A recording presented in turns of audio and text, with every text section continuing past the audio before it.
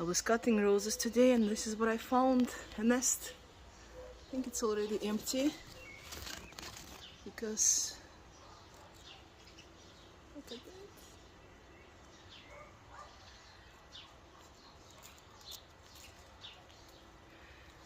And I think it's either just was started because I was trimming bushes about a month ago. There was nothing in here, so I guess the birds just made it and we have to wait and see.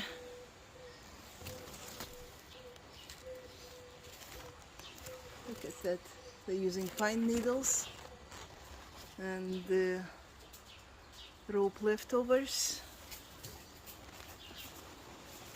and sticks and twigs and leaves.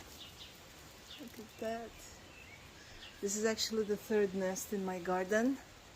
There's one nest over there and one